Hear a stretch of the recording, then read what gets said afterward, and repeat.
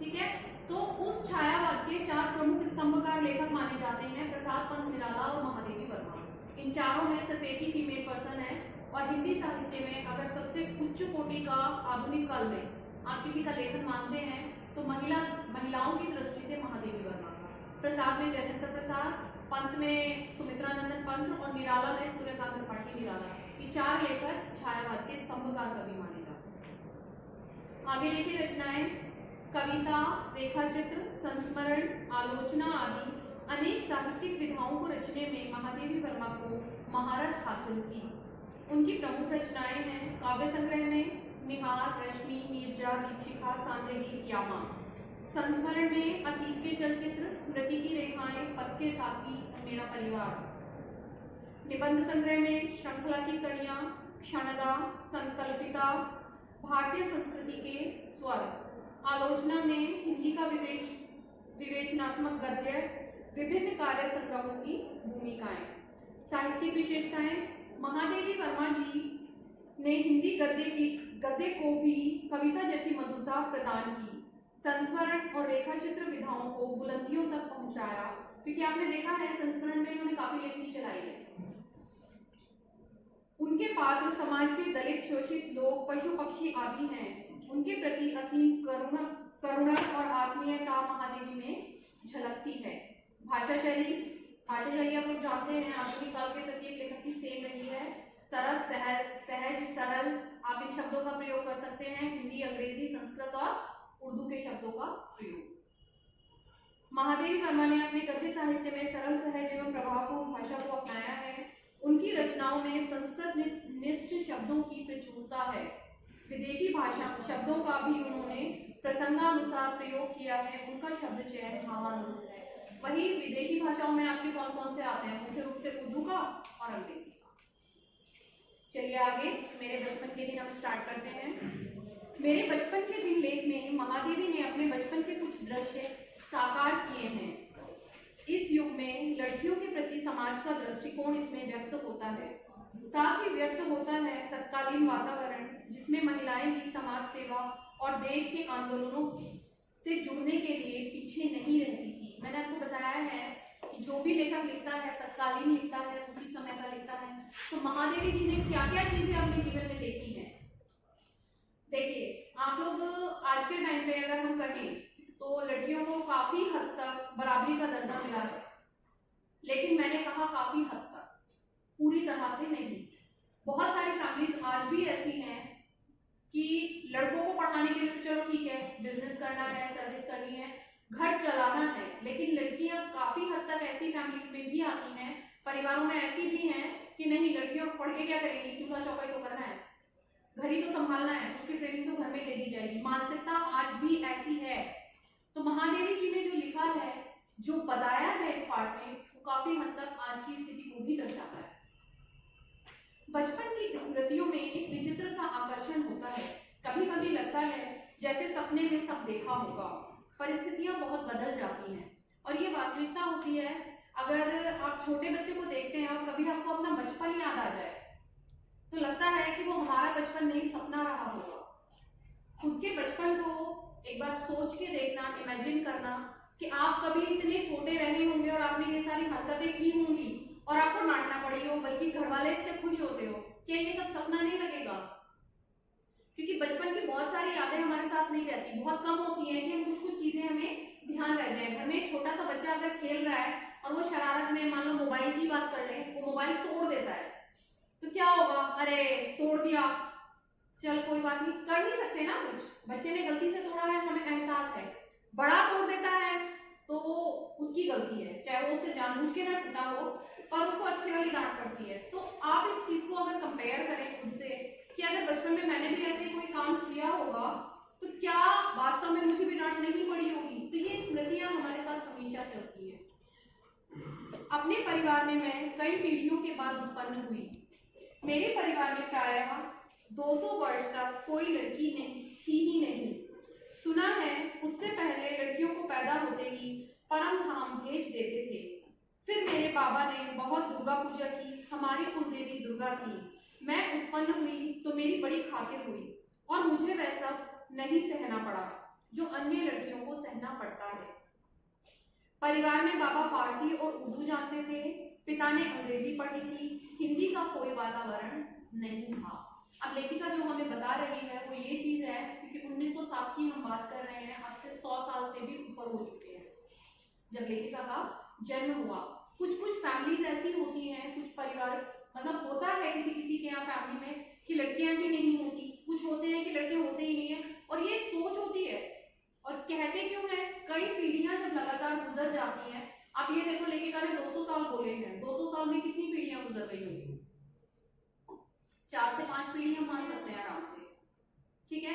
मतलब उनके यहाँ बहुत लॉन्ग टाइम से लड़कियां नहीं हो रही थी, तो उनके घर में इच्छा थी, जब कोई चीज हमारे पास नहीं होती है तो हमारी इच्छा होती है कि हमें भी मिले। और आज के टाइम पे हालांकि सभी फैमिलीज में मोस्टली क्या होता है, 2-2 बच्चे चाहते हैं, सब इससे ज्यादा नहीं, लेकिन कहते क्या है, भगवान दे तो दोनों ही चीज दे दे, कम से कम 30 त्योहार पे किसी का मुंह ना करना पड़े।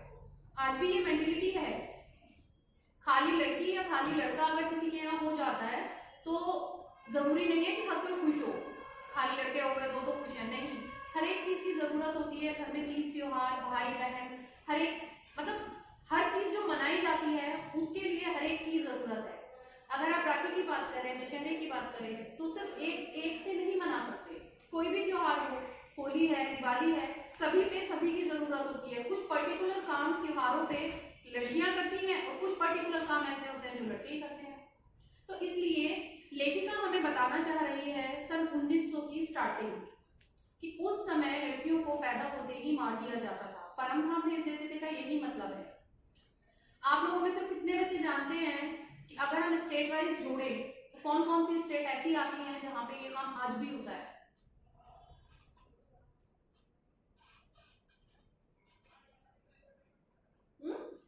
किसी को नहीं पता?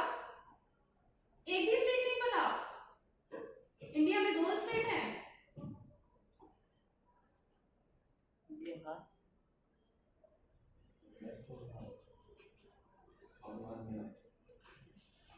राजस्थान और हरियाणा, और इन पे बहुत सारे सीरियल्स भी बन रहे हैं इसी चक्कर में। बालिका वधू राजस्थान का सीरियल है, उसमें भी दिखाया जाता है ना लड़कियों को मारने वगैरह के सीन। एक और आया था हरियाणा का सीरियल था, अम्मा जी करके, कौन सा आया था वो, उसमें स्टार्टिंग में दिखाते हैं सीरियल की, जब स्टार्टिंग फर्स्ट सीन होता है कि लड़की को एक दूध के मटके में डुबा दिया। तो हरियाणा और राजस्थान इंडिया में बदनाम है इस चीज के लिए, वहां आज भी लड़कियां पैदा होते ही मार दी जाती हैं। आप देखो हम कौन सी सदी में जी रहे हैं, कहाँ हम लड़कियों को बराबरी का दर्जा दे रहे हैं। और यही कारण है कि आपको टीवी पे हरियाणा और राजस्थान के जो सीरियल मिलेंगे वहां पे लड़कियों की दमन की स्थिति ज्यादा दिखाई देगी, मतलब उनको दबाने वाली। जितने भी सीरियल उधर की स्टेट से रिलेटेड आएंगे उन सब में यही चीजें दिखाएंगे कि लड़कियों को किस तरह से टॉर्चर करना है, उनके ऊपर कितने अत्याचार दिखाए जाते हैं। देख लेना गूगल पे सर्च करके, या फिर नए नए जो अभी सीरियल स्टार्ट हो रहे हैं, 2-4 देखे हैं मैंने ऐड वगैरह में, तो उनमें सब में यही चीजें हैं। एक तो बेमेल विवाह का, विधवा विवाह का, और एक आपका ये लड़कियों को पैदा होते ही मार देने का, ये सारी चीजें आज भी चल रही हैं। और हम बात कर रहे हैं आज से 100 साल से भी पुरानी। तो लेखिका ने बताया कि उस समय क्योंकि लड़कियों को पैदा होते ही मार दिया जाता था, और ये मारने का कारण क्या होता है, हरियाणा का नहीं, थोड़ा सा राजस्थान का बताती हूँ।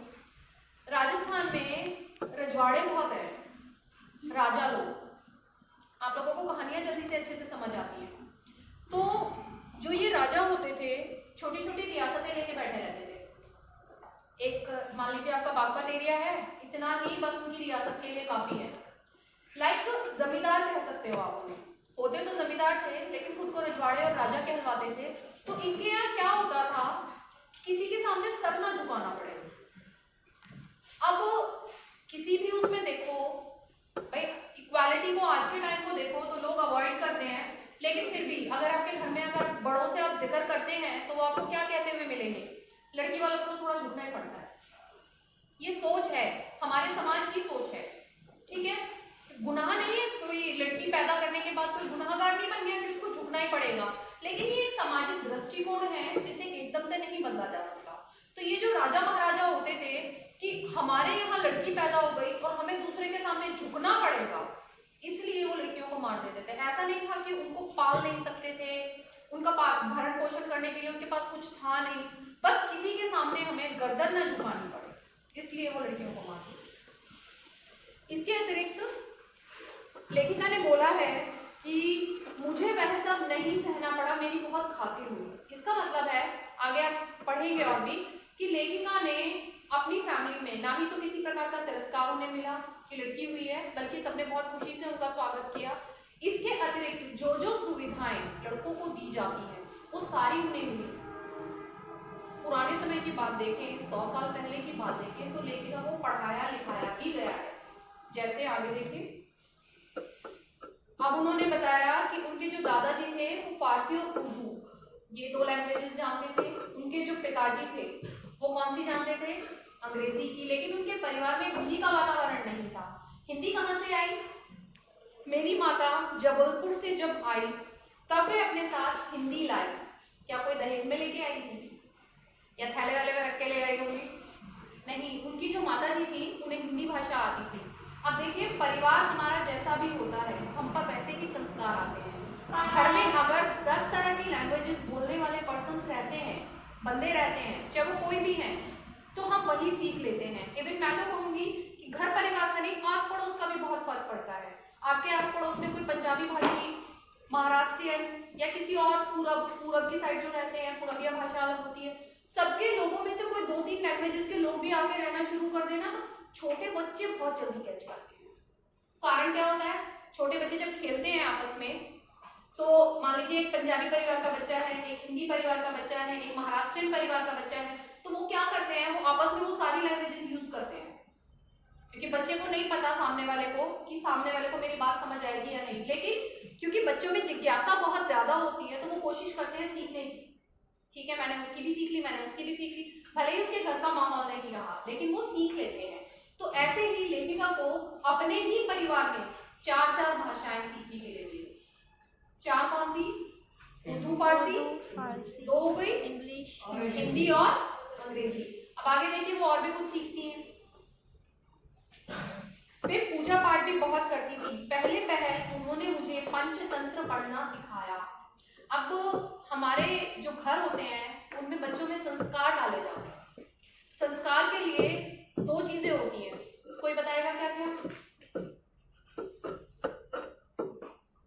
सबसे पहली चीज, जब बच्चा छोटा होता है उसके कान में पैदा होने के बाद सबसे पहले क्या बोला जाता है? नमस्ते।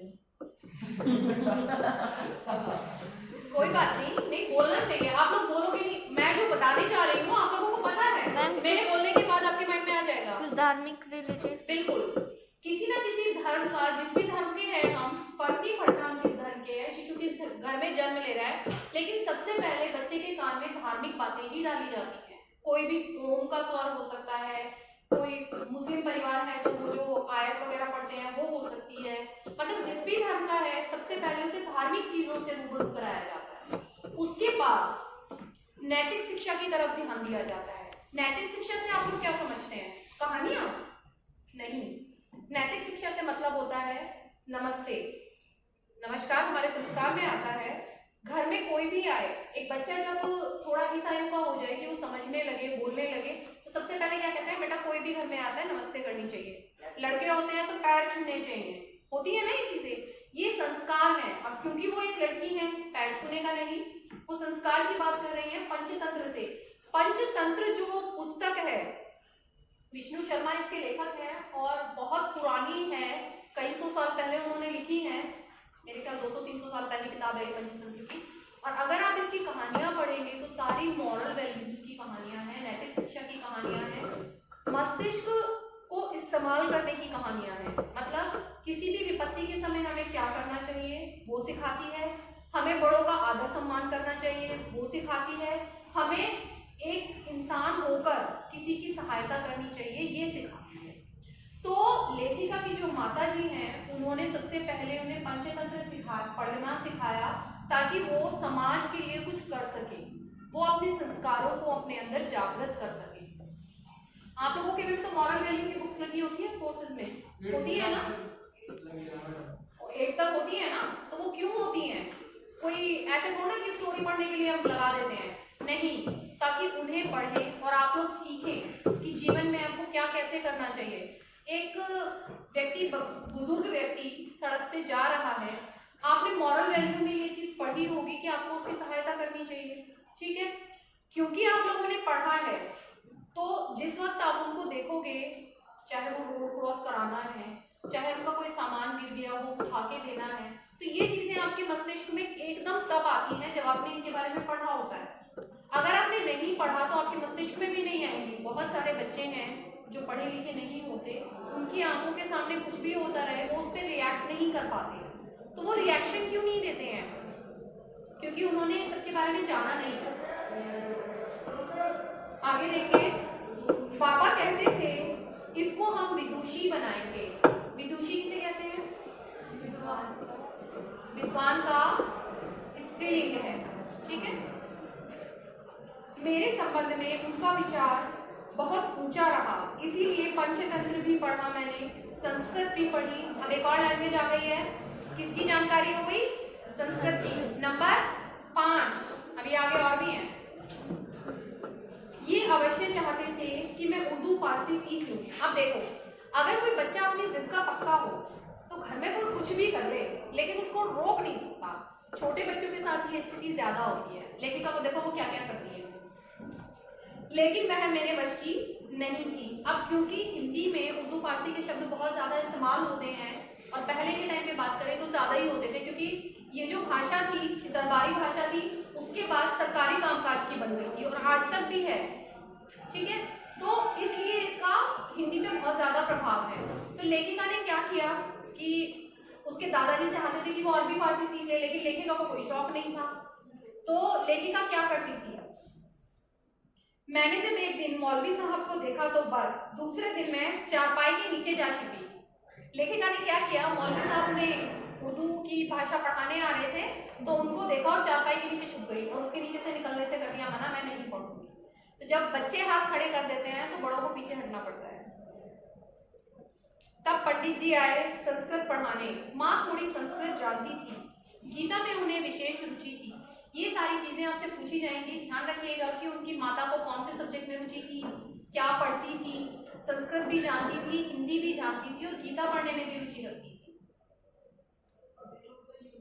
पूजा पाठ के समय मैं भी बैठ जाती थी और संस्कृत सुनती थी। छोटे बच्चों की स्मरण शक्ति इतनी ज्यादा तीव्र होती है, इतनी तेज होती है कि आप ना भी चाहो, आप उन्हें याद कराना ना चाहो, लेकिन फिर भी वो इतनी बड़ी बड़ी चीजें याद कर लेते हैं सिर्फ सुन सुनकर, और लाइफ टाइम कभी भूलते भी नहीं। आप अब रट्टाफिकेशन कर लो, कितनी यादें कर लो, लेकिन आप उसे महीने में, 2 महीने में, 6 महीने में, साल में भूल जाओगे। लेकिन जो आपने बचपन में सीखा होगा उसे आप सारी जिंदगी चाह के भी नहीं भूल सकते। उसके उपरांत उन्होंने मिशन स्कूल में रख दिया मुझको। मिशन स्कूल, क्रिश्चियन स्कूल में उनका एडमिशन करा दिया गया।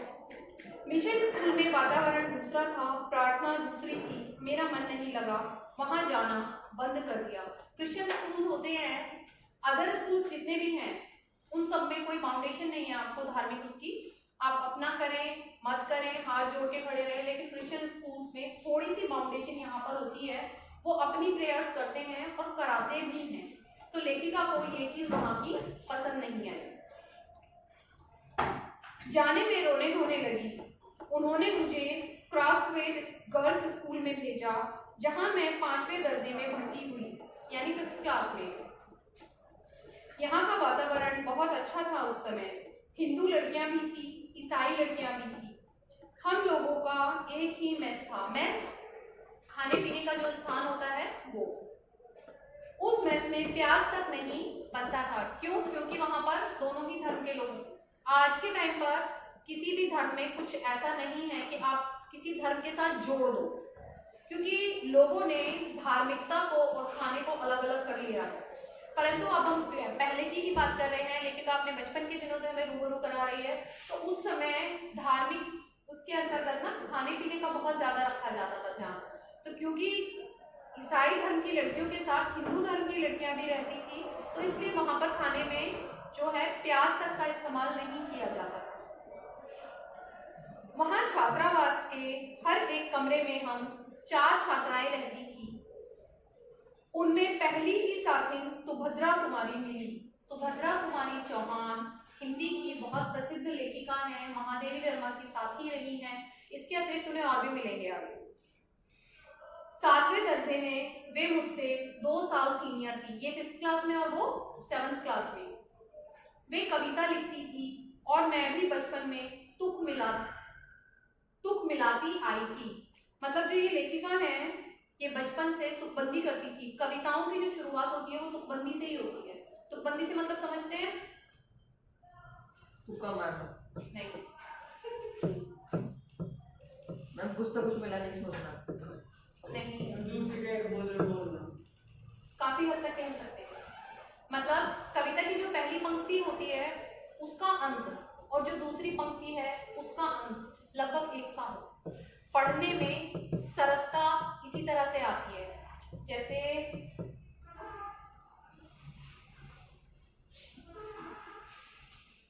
आप लोगों ने पढ़ा था कोकिला वाला, क्या गाती हो क्यों रह जाती हो। तो दोनों ही पंक्तियों में एक के बाद एक वही हो शब्द का प्रयोग, इसे कहते हैं तुकबंदी करना। तो अब क्योंकि इन्होंने खुद बचपन से तुकबंदी की थी, रुझान था, इनका शौक था इनको पढ़ने। और एक चीज और भी है, पुराने बच्चे जो थे उनका शौक ही पढ़ाई होता था। कारण बताएगा कोई मुझे? क्योंकि मैं उस टाइम पे फोन नहीं था।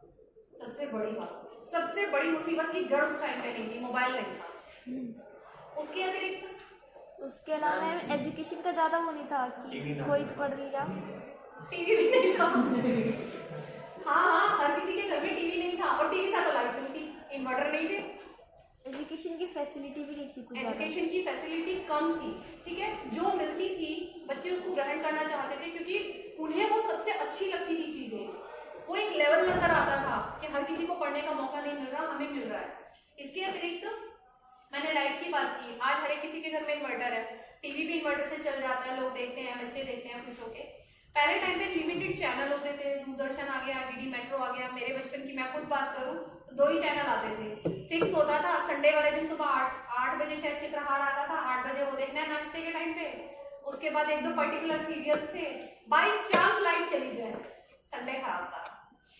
पूरे हफ्ते इंतजार करो कि अब संडे आएगा, अब संडे आएगा, पहले दिन से कूदना शुरू कर, छुट्टी है, सीरियल आएगा, ये आएगा। मेरे बचपन की उसमें मैं बात करूं तो शक्तिमान आता था और बहुत खुश होकर देखते थे हम। बहुत फेमस था उस टाइम। हाँ, बहुत फेमस था और हम लोग बहुत खुश होकर देखते थे कि भाई शक्तिमान आएगा पूरा। और उसके अलावा बचपन में मैंने रामायण और महाभारत भी पूरी टीवी पे देखी है, उनका भी बड़ा शौक था। ऐतिहासिक सीरियल होते हैं, और जहाँ तक मैं अपने लिए कहती हूँ, मैं तो आप लोगों को भी कहती हूँ, हिस्ट्री से रिलेटेड कोई भी सीरियल आता है मत छोड़ा करो, बहुत इतिहास की जानकारी इकट्ठा हो जाती है। आप किताबों को पढ़ के कभी इतनी इकट्ठी नहीं कर पाओगे, और 90% उसमें काफी हद तक सही होता है, थोड़ा बहुत ही होता है, ड्रामा दिखाने के लिए थोड़े बहुत झूठ बोले जाते हैं, लेकिन इतिहास को कोई बदल नहीं सकता। जो सन है, जो लड़ाइयाँ हैं, जिसने लड़ी है वो तो एज इट इज रहेगी। मेरी जो रामायण और महाभारत की जानकारी है वास्तव में टीवी से ही है, मैंने इतना इन सब के बारे में किताबों में नहीं पढ़ा है, लेकिन है अच्छी। छोटी छोटी कहानियां आप लोगों को भी मैं बहुत सारी सुनाती रहती हूँ, तो मैंने वहीं से याद कर रखी है, वही बचपन की देखी हुई सीरियल्स है सारे। तो ये सारी चीजें जो थी ये पढ़ने पे बड़ा इफेक्ट डालती थी। मान लो लाइट चली गई, मैं अपनी बताती हूँ, दिन में मूवी देख रहे हैं, संडे के दिन आ रही है, मेट्रो में मूवी आती थी 2-2:30 बजे, जो भी टाइमिंग होता था उसका, पिक्चर देख रहे हैं, लाइट चली गई, अब क्या करोगे? बेटा ये तो आज करते हो कि एक दूसरे का मुंह देखेंगे, वो भी नहीं कर सकते थे, झक मार के किताब उठानी पड़ती थी। चल यार लाइट तो चली गई, अब एक काम कर, किताब उठा, कल का होमवर्क भी निपटा ले। आज के टाइम पे क्या होता है, मूवी लगा ली आप लोगों ने, यूट्यूब पे सब कुछ है, नई से नई लेटेस्ट मूवी है। देखो मुझे तो जगह के चैनल्स के नाम भी नहीं पता, चलो ठीक है आप लोग बता रहे हो, है ना, अवेलेबल है ना फोन में, देखिए शुरू कर ली, एक के बाद दूसरी का बीच में ऐड आ गया, अच्छा तो इससे भी अच्छी लगी, हाँ चलो 1 घंटे बाद करेंगे। 1 घंटे बाद भले ही आपको नींद आ जाए, आप काम ना करें, लेकिन मूवी सबसे पहले देखेंगे। और हमारे साथ क्या होता था, उल्टा होता था, हम चाह के भी नहीं देख पाते थे, लाइट भाग जाती थी। और पता है हमारे पेरेंट्स कितना खुश होते थे, चलो घंटा निपटा, अब तो पढ़ेगी, अब क्या करेगी। लेकिन हम खुश हैं उन दिनों को याद करके भी। आज के टाइम पर लाइट जाती है, आप लोगों को बिल्कुल फील नहीं होगा। मेरे बचपन का मैं याद करूं, लाइट जाती थी तो हम लोगों को फील हो जाता था, कैसे? हम वातावरण में कान लगा के ये बता देते थे कि लाइट हमारी गई है, सबकी गई है। सोच सकते हो शांति। शांति। अगर लाइट गई है तो हर किसी के घर का टीवी बंद हो जाएगा, हर किसी के घर का इलेक्ट्रिक आइटम बंद हो जाएगा। शांति ऑब्वियसली पूरा ऐसे मतलब छोटी से छोटी चिड़िया की दूर से दूर की आवाज सुनाई देती थी। आज के टाइम में तो आप लोगों को पता भी नहीं होगी, सुनने में ही नहीं आता।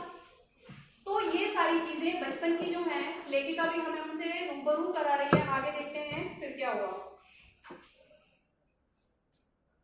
बचपन में माँ लिखती थी पद भी गाती थी। अब देखिए लिखने का और गाने का हुनर है लेखिका को अपनी माता से मिला है।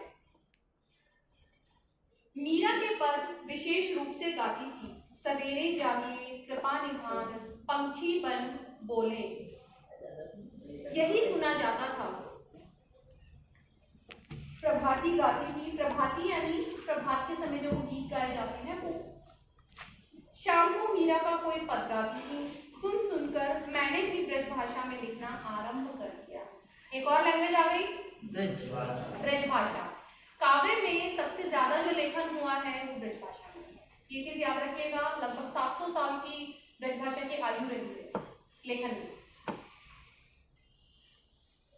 यहाँ आकर देखा कि सुभद्रा कुमारी जी खड़ी बोली में लिखती हैं। खड़ी बोली कौन सी?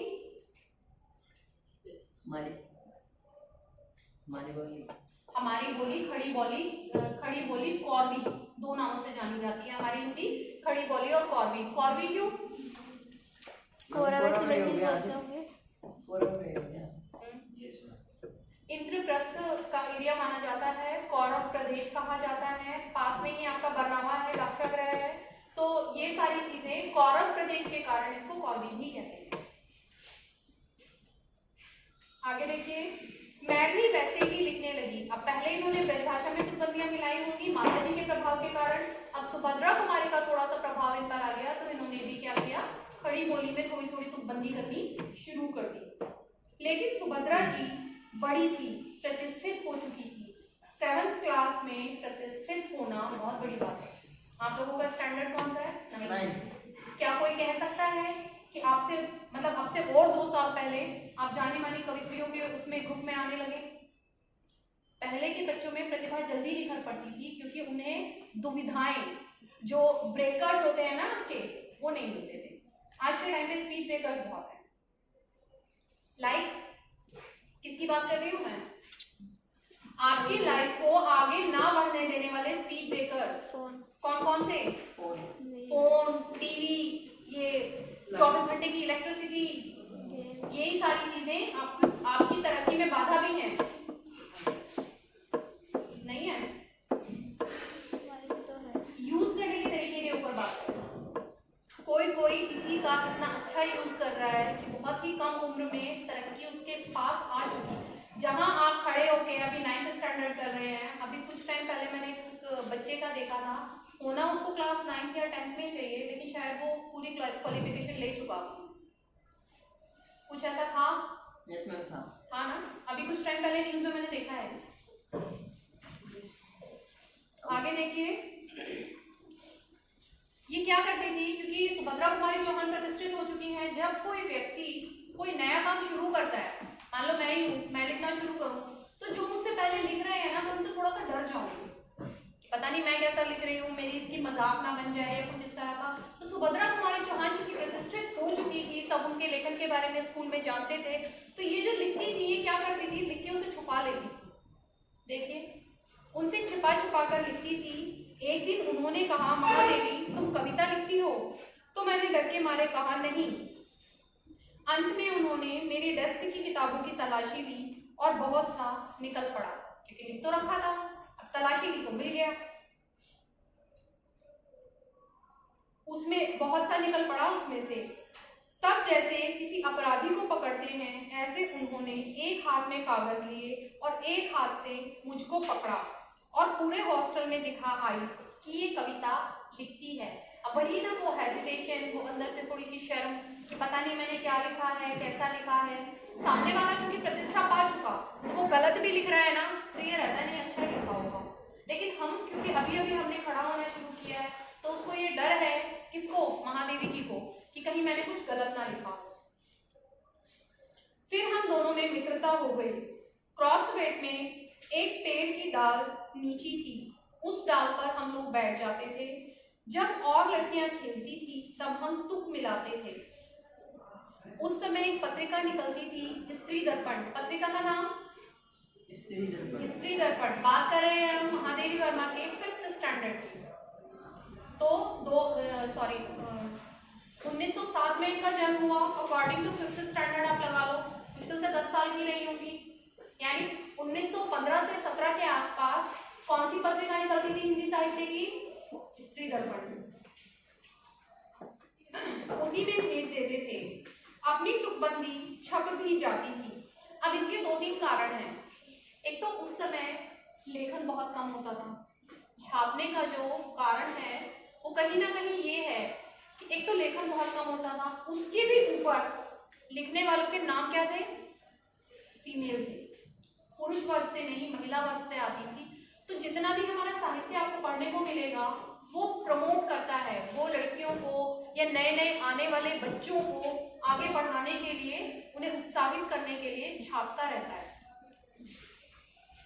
यहाँ एक चीज बताओ, मेरी भी कविताएं छपी है बचपन में। फिर यहाँ कवि सम्मेलन होने लगे तो हम लोग भी उनमें जाने लगे। आप लोगों को ये मौका नहीं मिला है क्योंकि स्कूल्स में अब शायद इसका कम हो गया, पर जब मैं पढ़ती थी उस टाइम था। मेरठ में ऑल यूपी लेवल पे कंपटीशन हुआ था, मैंने पार्टिसिपेट किया है। तभी बताया कि मेरी कविताएं छपी हैं और मैंने लिखा भी है। और हम उनमें जाने लगे। हिंदी का उस समय प्रचार प्रसार था। हिंदी का प्रचार प्रसार कौन से सन में था? इससे पहले भी मैंने आप लोगों को बताया है। 1917 बोल 1917 नहीं, सन 1900 के आसपास आपको हिंदी का प्रचार प्रसार ज्यादा मिलेगा। आप हिंदी का इतिहास उठा के देखेंगे, उसमें अगर आपको मिलेगा हिंदी का जो आधुनिक काल है इसको गद्य काल कहा जाता है। खड़ी बोली का जितना भी विकास है सन 1843 के बाद मिलता है। भारतेंदु हरिश्चंद्र ने स्टार्टिंग गद्य के लिखने में सबसे पहले उन्हीं का नाम आता है कि उन्होंने शुरू किया है। तो सन 1900 के आसपास हिंदी का प्रसार मिलता है। पर्टिकुलर किसी पर्सन से जोड़ के नहीं, अगर आप पढ़ रहे हैं, आप देख रहे हैं, तो कम से कम 30 से 40 साल आगे पीछे जा सकते हैं। सुभद्रा, ये महादेवी वर्मा की हम 1917 की बात कर रहे हैं, तो 20-30 साल पहले हम पीछे जा सकते हैं, यानी कि 1888 के आसपास, 90 के आसपास। तो हम कह सकते हैं सन 1900 की जो शुरुआत थी वो हिंदी के प्रचार प्रसार के लिए बहुत ज्यादा थी। मैं सन 1917 में यहाँ आई थी। उसके उपरांत गांधी जी का सत्याग्रह आरंभ हो गया और आनंद भवन स्वतंत्रता के संघर्ष का केंद्र हो गया। अब हम कौन से उसकी बात कर रहे हैं? कौन सा? सत्याग्रह। इतिहास पे चले, थोड़ा सा याद होगा आप लोगों को सत्याग्रह के बारे में पढ़ा है? नहीं, इतिहास में तो कुछ पढ़ा ही नहीं, हिस्ट्री तो पढ़ते ही हैं तुम लोग। चंपारण का सत्याग्रह सबसे पहले गांधी जी ने शुरू किया था, तो 1917 में ही हुआ। गांधी जी ने जो आपकी हिस्ट्री में शुरुआत मिलेगी सत्याग्रह की, आंदोलन की, वो चंपारण के 1917 वाले से मिली। ये भी एक इतिहास का प्रश्न हो गया, आप लोग चाहे तो याद रख सकते हैं अगर चाहें तो। उसके उपरांत गांधी जी का सत्याग्रह आरंभ हो गया और आनंद भवन स्वतंत्रता के संघर्ष का केंद्र हो गया। जहां तहां हिंदी का भी प्रचार चलता था, कवि सम्मेलन होते थे, तो क्रॉसवेट में मैडम हमको साथ लेकर जाती थी। हम कविता सुनाते थे। कभी हरिऔध जी अध्यक्ष होते, कभी श्रीधर पाठक होते थे, कभी रत्नाकर जी होते थे। ये जितने भी नाम आ रहे हैं, श्रीधर पाठक, हरिऔध और रत्नाकर, जगन्नाथ रत्नाकर हैं, ये सारे हिंदी के बड़े जाने माने प्रसिद्ध लेखक रह चुके हैं। कब हमारा नाम पुकारा जाए बेचैनी से सुनते रहते थे। मुझको प्रायः प्रथम पुरस्कार मिलता था। 100 से कम पदक नहीं मिले होंगे उसमें। लेखिका का मतलब जो स्टैंडर्ड है वो स्टार्टिंग से बहुत अच्छा रहा है, लेखन का सपोर्ट मिली है और उसके पास पदकों की संख्या कितनी? 100 से ज्यादा। एक बार की घटना याद आती है कि एक कविता पर मुझे चांदी का एक कटोरा मिला। गिफ्ट्स की बात करें, पैसे भी मिलते थे, सामान भी मिलते थे, मेडल भी मिलते थे। तो एक बार एक कविता पर लेखिका को क्या मिला? चांदी का कटोरा। लेकिन ये एक घटना है। अब देखो आगे क्या हुआ। बड़ा नक्काशीदार और सुंदर, बहुत सुंदर था। उसके ऊपर चांदी का था, प्लेन नहीं था, उसमें नक्काशी हो रखी थी। उस दिन सुभद्रा नहीं गई थी। अब बाई चांस सुभद्रा कुमारी जो चौहान है किसी कारणवश वो उस कंपटीशन में पार्टिसिपेट करने नहीं गई। कंपटीशन जीत के कौन आ गया? महादेवी वर्मा, और उनको मिल गया कटोरा। सुभद्रा प्रायः नहीं जाती थी कवि सम्मेलन में। मैंने उनसे आकर कहा, देखो यह मिला। होती है ना बच्चों में बाल सुलभ चेष्टा है, होती है तो फ्रेंड्स को दिखाते हैं, कुछ जेलसी कराते हैं, कुछ खुश होके दिखाते हैं, दोनों ही चीजें होती हैं। सुभद्रा ने कहा, ठीक है, अब तुम एक दिन खीर बनाओ और मुझको इस कटोरे में खिलाओ। चांदी खाने में बहुत अच्छी मानी जाती है। सोने और चांदी के बर्तन पहले चलते थे। चांदी दिमाग को तेज भी करती है अगर उसके बर्तन का इस्तेमाल किया जाए।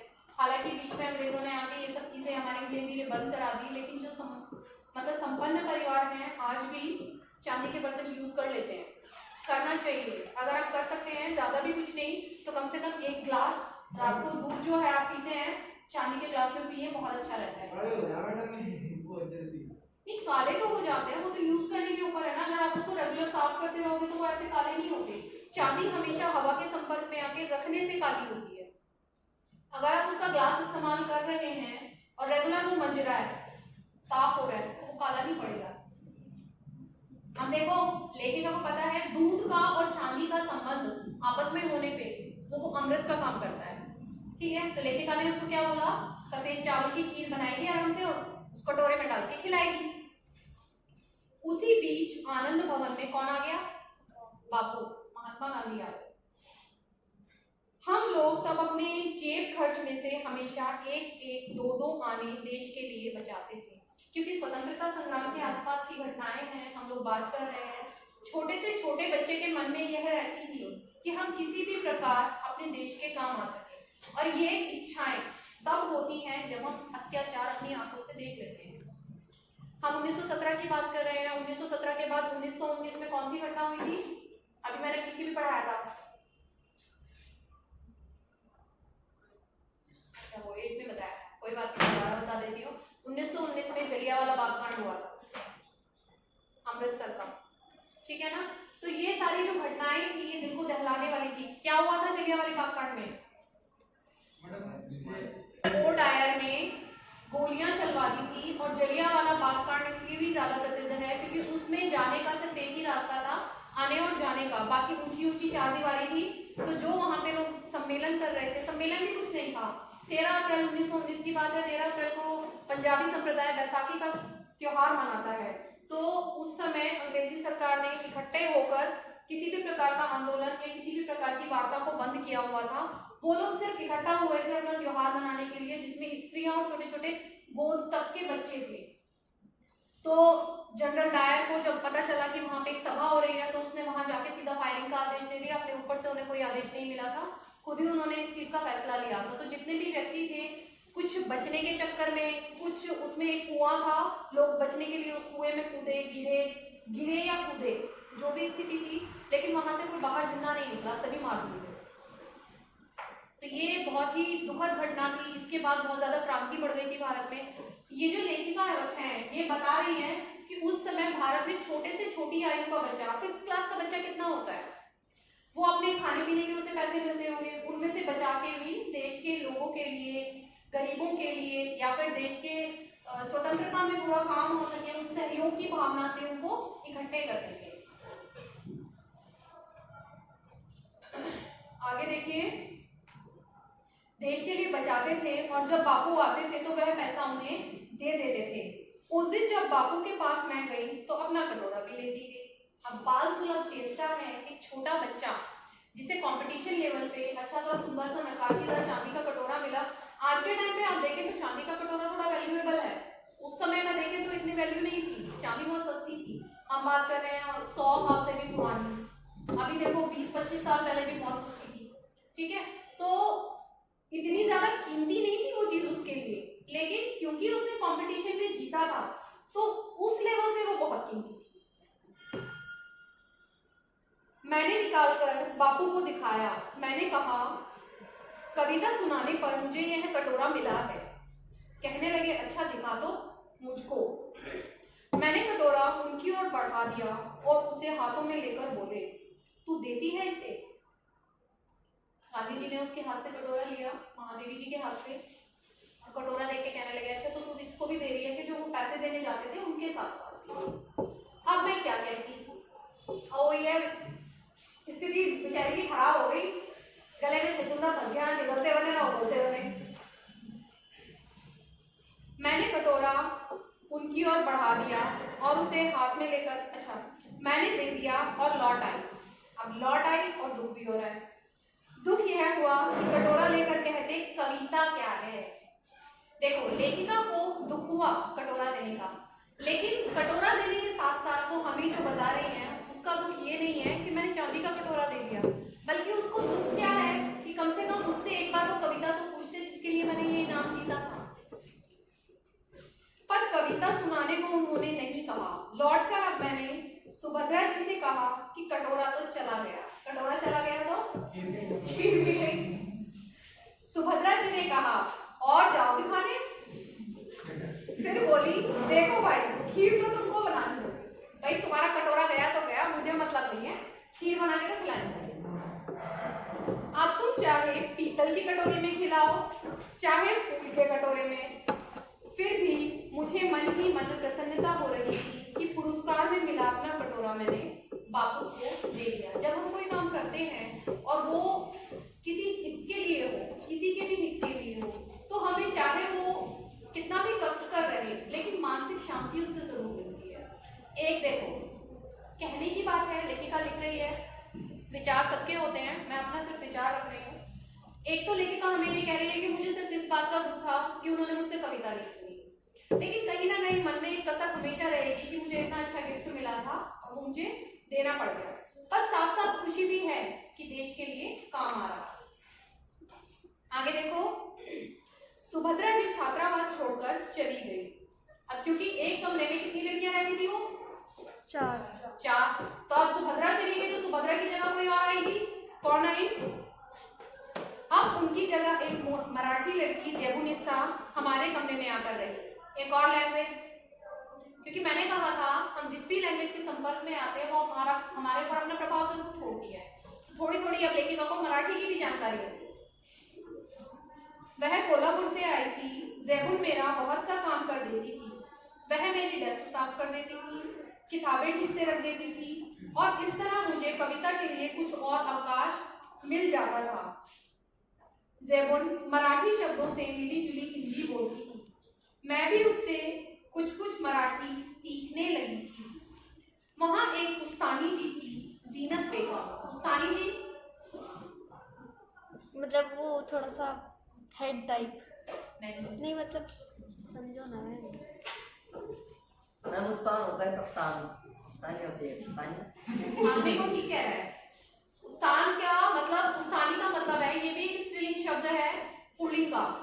उस्ताद के लिए जो हम शब्द प्रयोग करते हैं, आप टीचर भी कह सकते हैं, आप वार्डन भी कह सकते हैं, ठीक है ना। तो वो हॉस्टल में थी। जेबुन जब इकड़े तिकड़े या लॉकर लॉकर जैसे मराठी शब्दों को मिलाकर कुछ कहती तो उस्तानी जी से टोके बिना न रहा जाता था। वाह, देसी कौवा मराठी बोले। जेबुन कहती थी, नहीं उस्तानी जी, यह मराठी कौवा मराठी बोलता है। मतलब लैंग्वेज के अपने अपने बोलने के तरीके होते हैं। मराठी भाषा में बोलता है, बोलती है के स्त्रीलिंग के लिए भी पुल्लिंग शब्द का प्रयोग किया जा रहा है। जेबुन मराठी महिलाओं की तरह किनारीदार साड़ी और वैसा ही ब्लाउज पहनती थी। कहती थी, हम मराठी हूँ तो मराठी बोलेंगे। भाषा का फर्क देखिए, अगर हिंदी भाषी इस बात को कहेगा तो क्या कहेगा? मैं हिंदी भाषी हूँ, हिंदी भाषा का ही प्रयोग करूंगा या करूंगी। लेकिन उन्होंने क्या कहा? हम मराठी हैं, मराठी बोलेंगे। हम मराठी हम एक के लिए भी बहुवचन का प्रयोग, और भाषा के शब्दों में इसी तरह से फर्क पड़ता है जब आप और चीजें देखते और पढ़ते हैं। आगे देखिए, उस समय यह देखा मैंने कि सांप्रदायिकता नहीं थी। सांप्रदायिकता से मतलब भेदभाव नहीं था। हाँ, धार्मिक भेदभाव, धार्मिक कट्टरता जो होती है, ये देखने में उस समय कम आ रही। जो अवधी लड़कियां थी वे आपस में अवधी बोलती थी, बुंदेलखंड की आती थी वे बुंदेली में बोलती थी। कोई अंतर नहीं आता था और हम पढ़ते हिंदी थे। उर्दू भी हमको पढ़ाई जाती थी, परंतु आपस में हम अपनी भाषा में ही बोलती थी, क्योंकि बात कर रहे हैं हम गर्ल्स हॉस्टल की।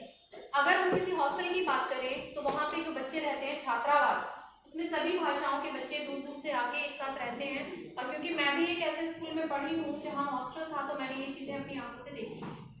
अलग अलग लैंग्वेजेस के आते हैं, लेकिन फर्क क्या होता है, आपस में वो कैसे भी बात करें, हमारे साथ वो हमारी लैंग्वेज में बात करते हैं। लेकिन जिस तरह से ये जबुनिसा का किस्सा आ रहा है, इस तरह की लैंग्वेज उनकी हमारे सामने आती है, तो वो लोग हमारे सामने बातें करने में हेजिटेशन रखते हैं। जल्दी से वो कोई वर्ड हमारे सामने नहीं बोल पाते, उन्हें शर्म आती है बोलने में। और कई बार हम लोग क्या करते हैं, उनकी टांग खींचते हैं और भी ज्यादा, अरे थोड़ा सा तो बोलो। और इस चीज में बड़ा मजा आता है, बहुत अच्छी लगती है चुहलबाजियां, और ये हमें बाद में बचपन के दिन की तरह याद आता है।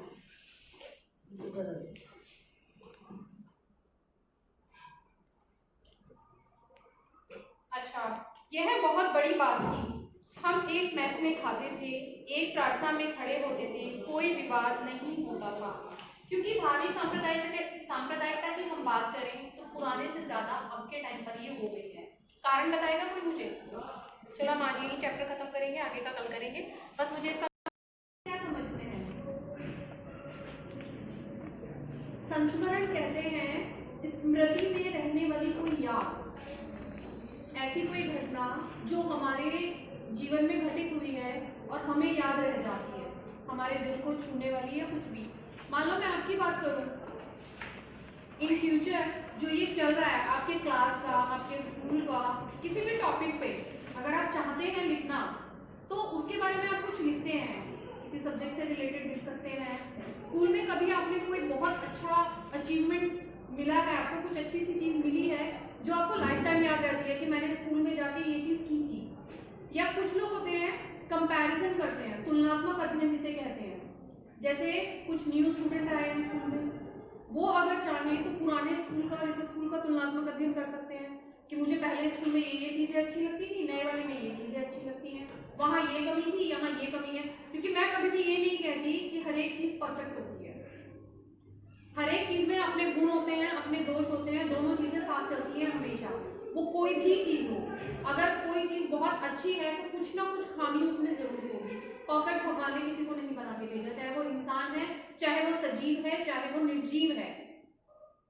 ठीक है, तो ये जो यादें होती हैं जिनके बारे में हम लिख लेते हैं, वो संस्मरण कहलाती हैं। तो ये जो चैप्टर है आपका मेरे बचपन के दिन, ये एक संस्मरण है। लेखिका ने बचपन में किन चीजों को अनुभव किया, कौन सी बातें उसके दिल को छू गई, और वो बातें कहाँ तक आज के समय में कारगर है, कहाँ तक वो बातें आपको जाननी चाहिए।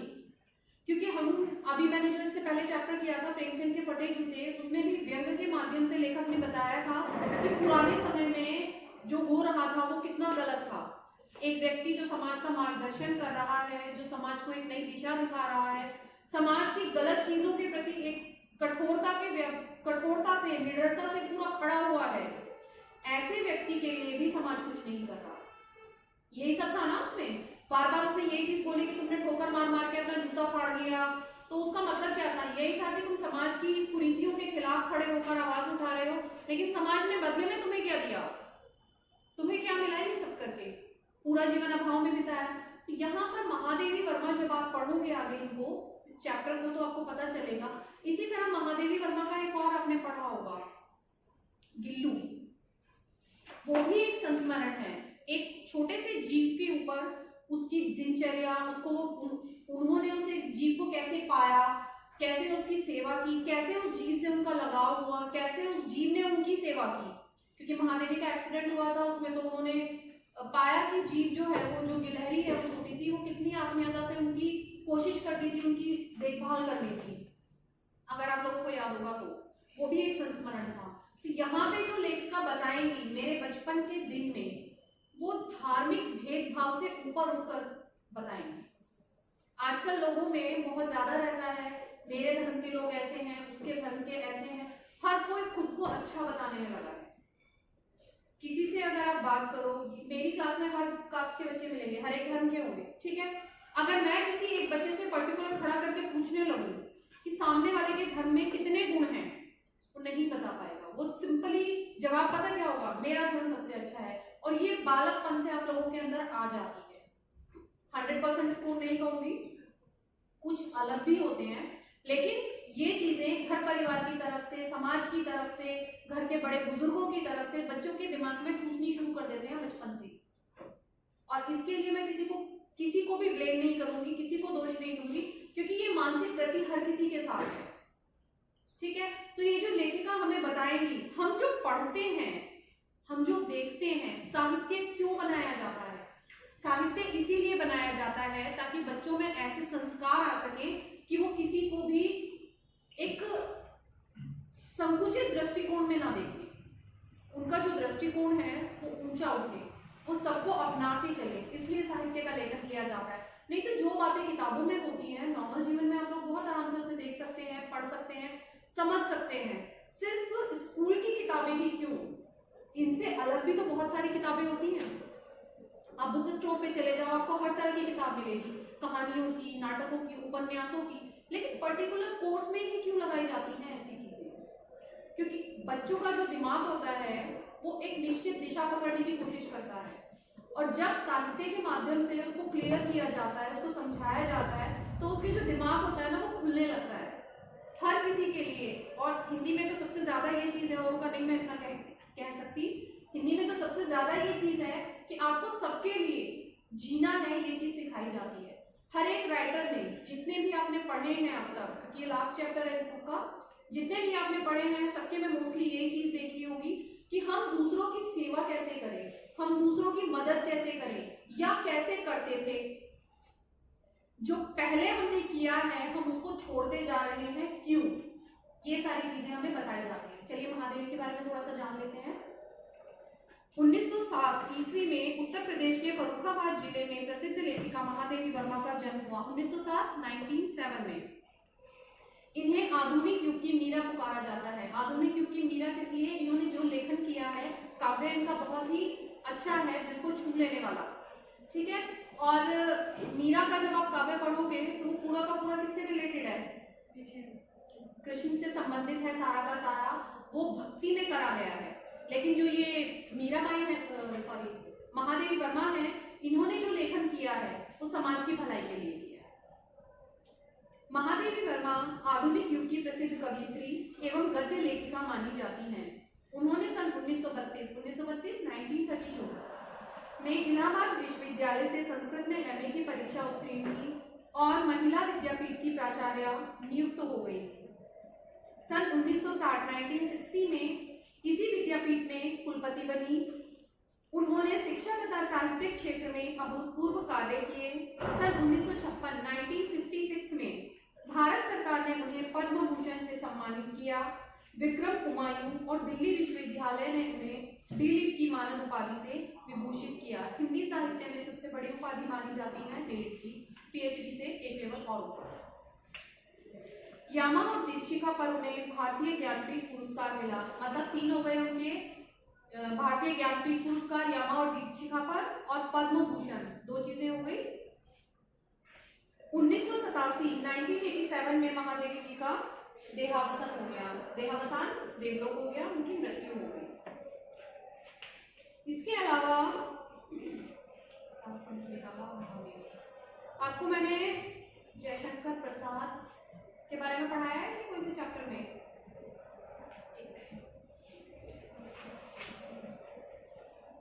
सुमित्रा नंदन पंत को आपने, अच्छा ये ग्राउंड स्ट्रीट भी आपका कटा हुआ है।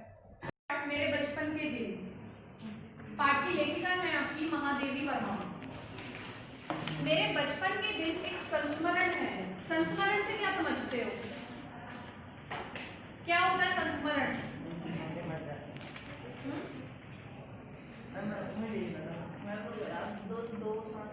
मैम, इतिहास में अगर कोई बात, जैसे नाना साहब की वो पुत्री वाला था चैप्टर, उसमें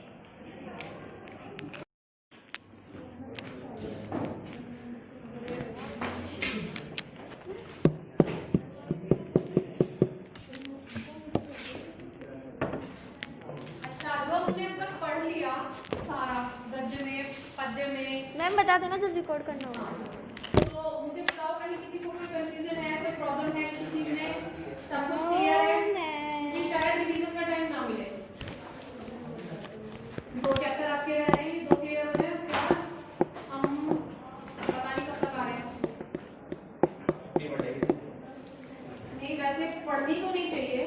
वेकेशन पढ़नी नहीं चाहिए, लेकिन आप लोग जानते हैं बहुत ज्यादा ठंड होती है तो अवॉइड किया जाता है, मना करते हैं बच्चों को आने के लिए। तो इसलिए कह रहे हैं हो सकता है गवर्नमेंट इस चीज को फॉलो करे, क्योंकि अगर बहुत ज्यादा ठंड होगी तो प्रॉब्लम होगी। मत बंद करो सारे